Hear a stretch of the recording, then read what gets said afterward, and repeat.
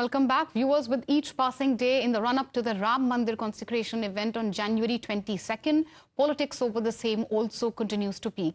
While the entire nation is immersed in Ram Bhakti and are eagerly waiting for Lord Ram's arrival, the INDIA bloc leaders, on the other hand, continue to slander Sanatan Dharma and hurt Hindu sentiments. The latest to attack Hindu Bastha is a JDU MP.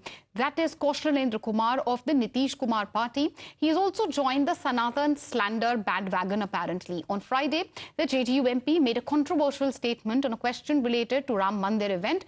The MP had reached Nalanda College in Bihar. This is in Bihar Sharif, to attend a program. And when he was questioned about the grand event, he asked the reporters, and I quote, "Is it someone's son's wedding that they are inviting? Why are they inviting? Is it someone's father's shraddh?" Listen in to his impudent remark. के बेटा के बियाह है जो निमंत्रण दे रहा है, निमंत्रण उनको जो देगा, वो नहीं दिया तो हम न गए थे अयोध्या। अयोध्या में जाइए, हम लक्ष्मण किला में बराबर ठहरते हैं, क्या दिक्कत है? न्योता की क्या जरूरत है? अच्छा, क्या लग रहा है वो न्योता क्यों दे रहे हैं? किन्हीं के पिताजी का श्राद्ध है कि किन्हीं के औरत बेटा का बियाह है? अब बताइए। 22 तारीख को वैसे लोग आवे, पति और पत्नी मिलकर वहाँ भगवान राम सीता का कल्याण करें, उनसे जाके आशीर्वाद लें। अगर बिना सीता के चले गए ना, तो उनका भी कल्याण होने वाला नहीं है 2024। निश्चित मान लीजिए कि सीता का अगर कोई अपमान कर रहा है तो वह आदमी 2024 में आने वाला नहीं है। And these reactions have met with serious criticism from the Saffron Brigade. The BJP called out appeasement politics and said that the alliance partners are making such statements out of frustration. जो प्राण प्रतिष्ठा का कार्यक्रम है वह उसकी व्यवस्था trust देख रहा है, और ट्रस्ट अब मनमुखी नहीं बना है, देश की सबसे बड़ी अदालत के आदेश पर बना है। इसलिए इस तरह की भाषा का इस्तेमाल वो जो कर रहे हैं, इसको बर्दाश्त नहीं किया जाएगा। दूसरी बात है कि उनका ज्ञान जो है वो शून्य है।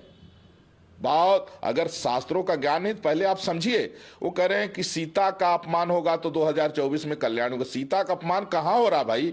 वो तो जन्म का स्थान है, जहां भगवान जन्म लिए थे, तो वहां तो सीता जी, जन्म के समय तो सीता जी थी नहीं। और बाकी जो है बहुत, अभी राम मंदिर बना है अयोध्या में, उनको मैं बता दूं कि विश्व का सबसे ऊंचा सीता मंदिर बनने वाला है, ये भी बता दूं। अयोध्या पे कौन कब्जा करना पाए? भगवान श्री राम का कब्जा ऑलरेडी उस पर है, अयोध्या पर।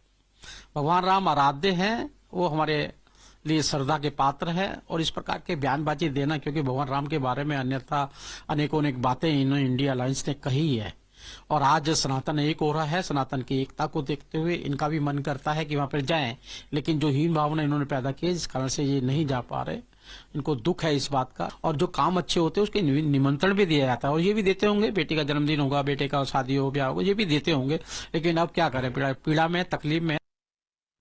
Meanwhile, the JDU remained defiant. Another minister in Nitish's cabinet refused to condemn the disparaging remarks by Kaushalendra Kumar and justified it, instead saying nobody needs an invite to visit the Ram temple.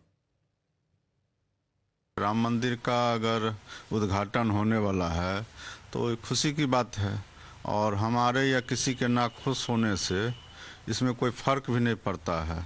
अब लोग का आस्था है, और एक दो लोगों का तो आस्था है नहीं, पूरा देश और जो भी हिंदू धर्म को मानने वाले हैं सभी लोगों का आस्था है। और भगवान के घर में जाने के लिए किसी के निमंत्रण की तो आवश्यकता नहीं है, जिनको जब मर्जी होगा, जब बुलावा आएगा तब लोग जाएंगे।